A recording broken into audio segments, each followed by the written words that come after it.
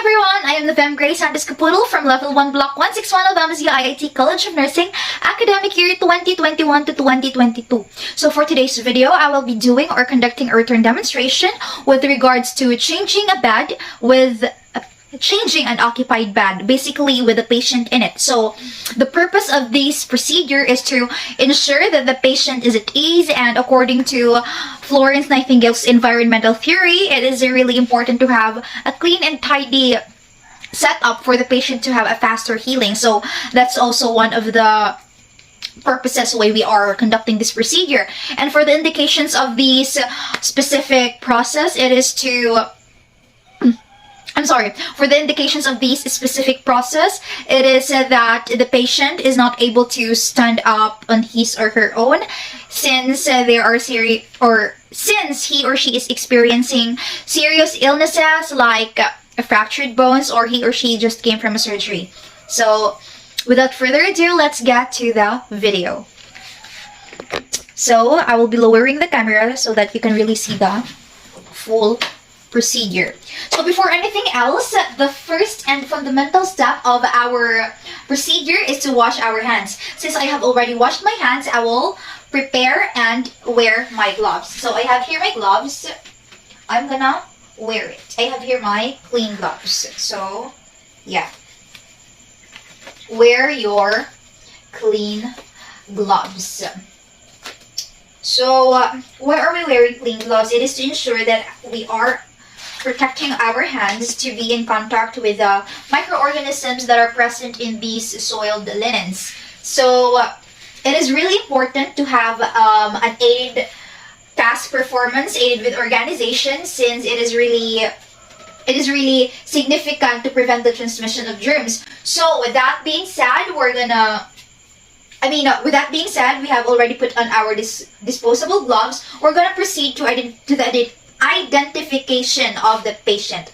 So it goes like this. So good morning, ma'am. I am your nurse, and I wanted to confirm if this is patient Kaputol. Yes, nurse. Okay, so ma'am, I will be changing your linen since murag dugay-dugay na sad siya. There are visible dirts, and I hope that you can participate in this process. So is that okay with you, ma'am? Sure, no problem. Sige, that's good to hear, ma'am. So as you can see, I have communicated with the patient. So why is this important? It is to build rapport.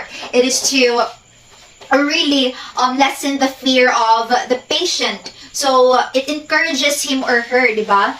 So check lang gawin ang patient kay para dili siya ma-pressure nga, oh my gosh, dili siya ma-tense nga na ay nurse nga nag-ano sa iya. So with that being said, again, we will be providing the client for privacy. So imagine that I am closing this like my curtains diri, and the camera like, closed area ni siya. So just assume, okay?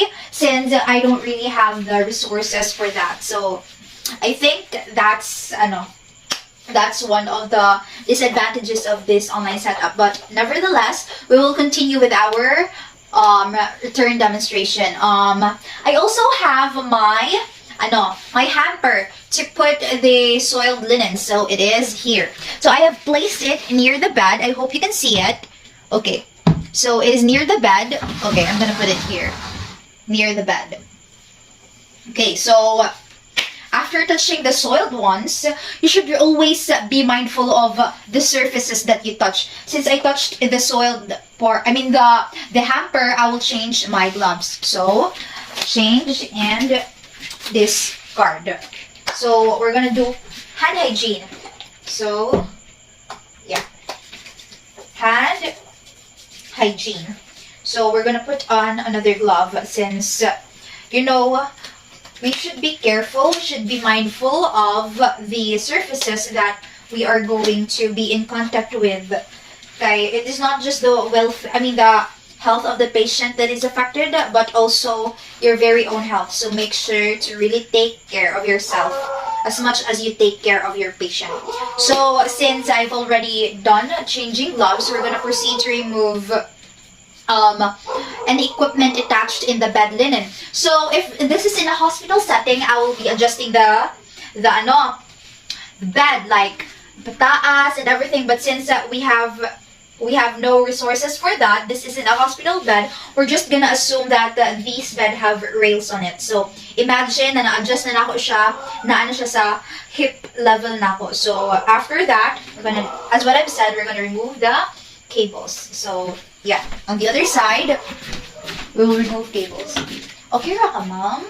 Are you comfortable? Yeah. Please don't be tensed. If you have any if you have any reklamo, you can just tell me, okay? If na ay complications. So after removing all the cables and things like that, it is really important to really remove the cables and the tubes to avoid unintentional dislodging of the linens, or like dili siya makasalgaban. So with that being said, we will be loosening all the top linens to the foot of the bed and remove the spread and the blanket. But before that, we're gonna cover the patient with an extra sheet. So always remember na dili siya iana in the air, okay? Just this is to ensure that the patient is covered before we remove his or her blanket. And also, make sure to really ask the patient to hold it so that hindi siya makita ang iyang private parts. Example, the labut and the vagina or the penis, or not really the the private part, since nagpanty and brief man siya, okay? So just really the patient, just instruct him or her to really hold the to avoid any masilipan. So after covering her, just tell her na imo nang i-remove ang blanket. So, ma'am, ako nang i-remove ang blanket. Is it okay with you? Are you ready? Kaya ako na siyang i-remove, and I wanted to make sure that you really are holding the top cover. Okay? Okay, so is it okay nga mahawitan ako imong legs and things like that? Yes, Miss Nurse. Okay, thank you for confirming, because you really have to ask the patient, okay? Because there are patients that are sensitive, conservative, may it be in their culture or just in her persona. She doesn't want to be touched. So you really have to ask for that, okay? Dili ta magpadalos-dalos, because different patients have different attitudes, different values, so we really have to respect that. So after rolling this, it's okay, ma'am, I can manage, ma'am. Don't move lang, okay? So after removing the blanket, we're gonna put it in the hamper. So after that, we're gonna loosen all the linens, like the top linens in here. But before anything else, we would like to what do you call that?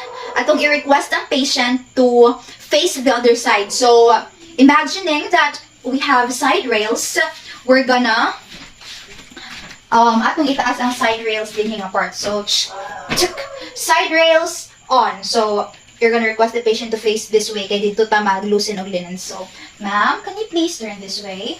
I'm gonna assist you. Okay, slowly.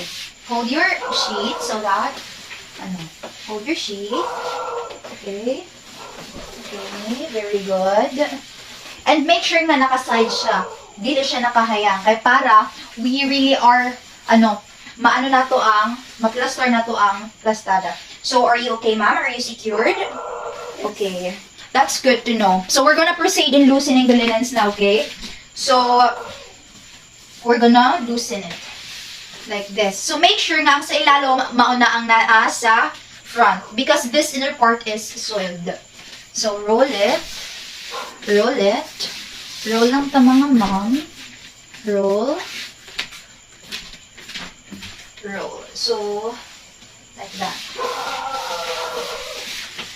So, after that, we're gonna make sure that the linen or the soiled ones are naana siya sa tunga. Okay, so we have to also instruct the client na i-grasp niya ang rails, or if he or she is comfortable in her So with that being said, we're gonna place the new bottom sheets and the other linen. So since I've touched that part already, we're gonna change our gloves before getting our new linen. So remove na sa the gloves, since we touched, even though we haven't touched the soiled part of the linens, the old linens, we have to make sure that our gloves are clean. Okay, so discard na tong old gloves and hand hygiene.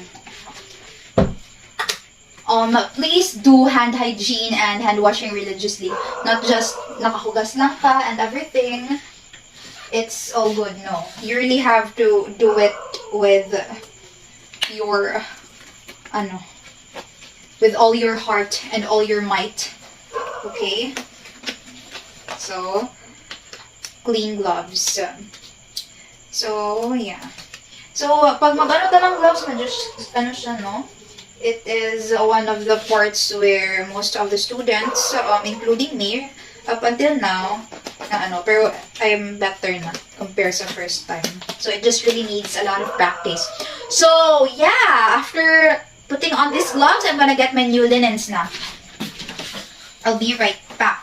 Okay, so getting my new linens and okay, I'm back with the new linen. So I have here 2 flat sheets, one garterized and one for the mitering. Kaya the garterized one, dili siya ma-miter. So I also have here a top sheet, the blanket, and the spreadsheet, and the pillowcase. So first thing that we're gonna do is to unfold this garterized one. So it is really important to have garterized one, no? Kaya it holds coverage. Ang iyang coverage kay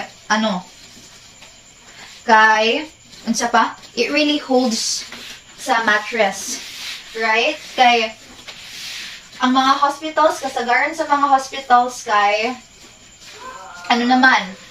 garterized naman, pero it is also really important to make sure that we know how to miter. Since mitering, it provides tidiness, it provides it enhances or it helps in the overall aesthetic of your so please bear with me if mag-bend ko in ani, since diba dili ta pwede maging ani kay mo sakit atong back. So yeah, ipak lang natin daan niya siya so that it won't be di na siya ma-dislodge. So yeah, so after that ato lang siya okay, ato laong jud. It was jud natin siya dinhi. So yeah, so next thing that we're gonna do is for this one. Same thing, ato lang siya i-unfold. So man naman siya pinalengthwise man, it is also easier man good for the nurse to unfold. Kay if katong normal folding lang, the nurse will have a hard time, So lengthwise, so that makahelp siya sa overall efficacy, and makasave siya sa time and resources sa nurse. So lang, half lang sa bed ang atong i-done. So don't forget to chat with your patient and allow her to open up. Pero if not, if the patient isn't willing to do that, then it's okay. You just have to be there. You just have to be an advocate. So to listen if he or she has something, if wala siya So next thing that we're gonna do is another sheet. It is our top sheet. So same process in lengthwise. And make sure nga dili siya iana sa air, di ba? The microorganisms that are present, there are the microorganisms that are present in the sick room is very rampant. So what's the point of changing our linens? So nakabend ko nakabend, but it still looks like na I'm like this. Kay the bed is really low, so like that. Maigo akong uniform if mag-ingani ko. So better precaution mag-bend ko like this. But it still looks like I'm crouching, but I'm really not. Just to make sure. Okay, so yeah. Mag-check sa imong patient. Ma'am, are you okay, ma'am? Yes, Miss Nurse. Okay, thank you for confirming. It really needs to be the what do you call that? The healthcare provider and the patient relationship. because you're the one caring for them. So you really have to make a connection. You really have to build rapport. You really have to find an effort to really, what do you call that? To really, to let them open up and things like that. So you are to adjust this, okay? Adjust so that later on, dili ka maglisod. Pag nag-transfer na dili na side ang pasyente. So, like that. We only have two left. So, we're gonna have the same procedure. This is for the blanket. This is the blanket. Okay. Same procedure lang, lengthwise. And yeah, things like that. So, spread. Make sure to spread it, so that it will be properly, it will be properly tucked in later on. So make sure nga ka ha.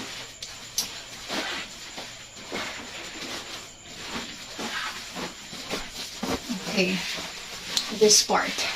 So I only have this linens, but if you have the plastic draw sheet, which is totally optional because it depends upon your patient kasi if he or she needs some waterproof pads or things like that. Maybe the patient, if mag-need siya siya urinary incontinence, like dili niya ma-control ang iyahang like pag-ihi. Like for example, pag mukatawa siya or like mupa kay naano dayon ihi mo lugwa. So that's also one of the indications why magputa og waterproof bed. So next is our bedspread. This is the last kind of sheet that we will be putting. So make sure to distinguish where ang front and the back kay sometimes ang habol ra ba ang blanket kay the back and front part are somewhat identical, no? So we really have to make sure that it's the right side. Kay what if sa inner side ang imong so it's really a struggle for you na baliktaro na dayon after naka-roll na ang patient on this clean part. So, you might be wondering, wala siya nag-miter? So, we will be mitering that later all in one na, okay? So, yeah. So, tapos na tayo with all our sheets. We have to request our client or to help our client roll toward this clean side. And we have to first raise the rail. Rail raised. So, dili sad nga side sa pikas, gi-raise man nato siya kanina. Ato siya i-lower. So, we will ask the patient, ma'am, are you okay na mubalhin na ka sa pikas side? I will help you roll over. Okay? Are you okay with that? Yes, Miss Nurse. Okay, so, please, just slowly, I will help you. So, you have to make sure that the cover is still there, okay? Kay ang patient nasilipan or something. But it's still, din naman, since we have the curtains, but we really need to make sure. Kay, what if the okay, so, like that. Okay, since she is already on the other side of the bed and na-erase na ako ang rail dito, we need to remove this pillow. So, grasp for the inner side. But before that, you really need to make sure nga dili sad habiliswag ang pillow no kamo hawid pa bayat ta sa clean sheets. So to assume if the pillow is soiled, like really soiled, we have to remove it. So this, we're gonna grasp this and put it in a hamper. So we have to remove or get rid of the hamper, put it there, and put the pillow here. Dili isa nato ibutang balik sa patient if the patient is okay with that kay magkalisod ta pag pag-pull sa sheets, the tendency is mahulog ang pillow, then wala, lipa na sad. So, after touching the soiled part, we're gonna discard this since we hold it sa pillow nga soil. So, discard and hand hygiene. Always remember, hand hygiene.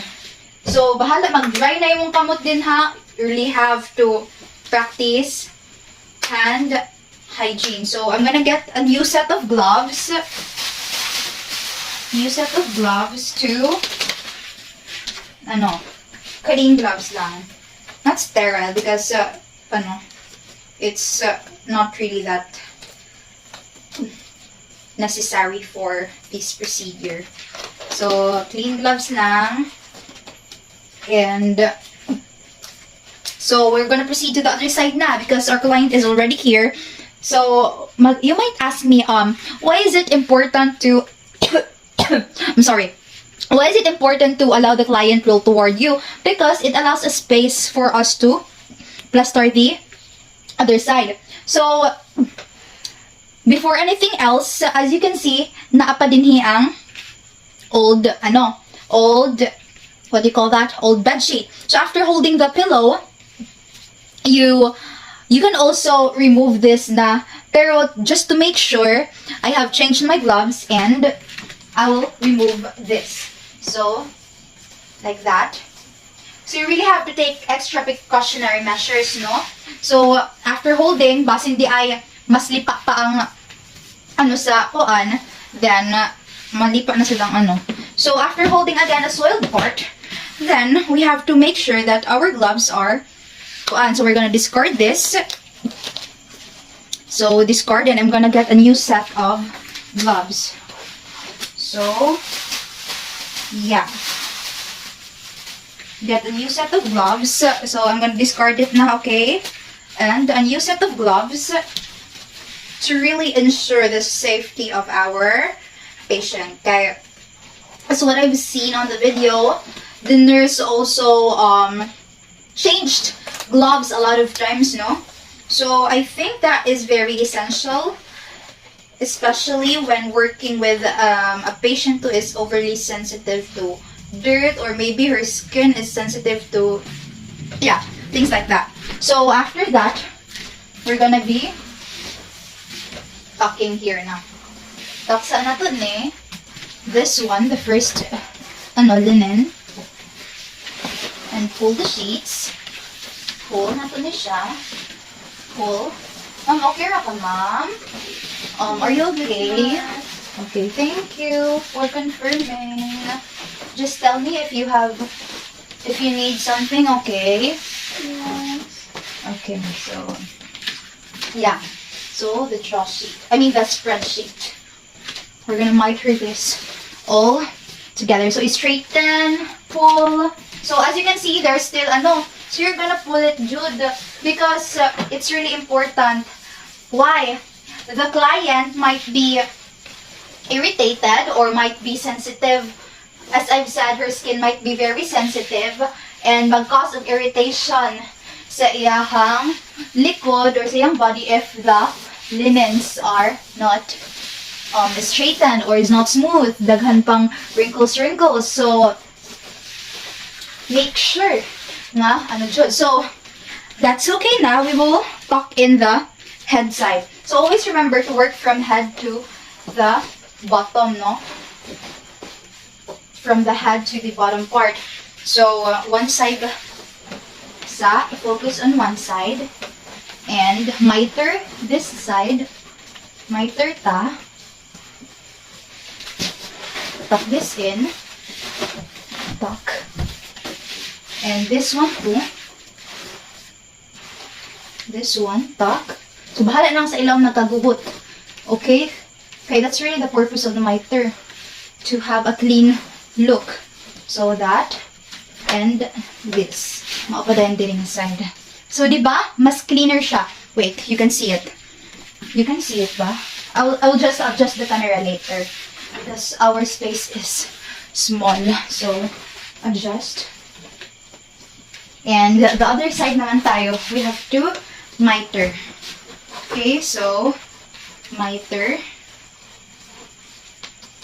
Again, insert, tuck this in, and tuck this area, and release. So, tuck, tuck, tuck. So since the patient is still here, we need to assist him or her to go back to the center since dili na lang man sa kilid ang atong i-tuck. So ma'am, can I ask you to roll over the center? Okay, so assist, assist, assist. So yang one. So the patient is really listening to you. Why? Since kanina ka pa nag-give ng instruction, pero up until now, hinahawakan niya pa rin just to really make sure. Okay, so okay, ma'am. Okay, thank you. So, you can proceed with this. Tuck and tuck. Okay, so, I'm gonna be removing I'm gonna be adjusting the parts where, what do you call that? The parts where napay gurod. So diri ang part, diri, and you have to ask the patient if he or she is comfortable na. So ma'am, comfortable na kasi mong position Yes, Miss Nurse. even without the Pillow? even without the pillow. Yeah. Okay, so thank you for confirming. And after that, we have to attach the cords. So iubos na to ni siya. Pinaka-up na ng rail din, di ba? Remember? Ubos. And attach the cords. Then to the other side, i-attach na tong cords balik for the patient to have easier access to assistance. So, up na ang rail. And, dili sa pikas, dili sa nato up. We're gonna apply or this, the pillowcase. So, diri sa tunga, as you can see, the center, and like that. So, like that. So, you have to assist, patient's head. So, ma'am, please, your head. Is that comfortable? Okay, so after that, you have to the rails and adjust it nasa lower position. So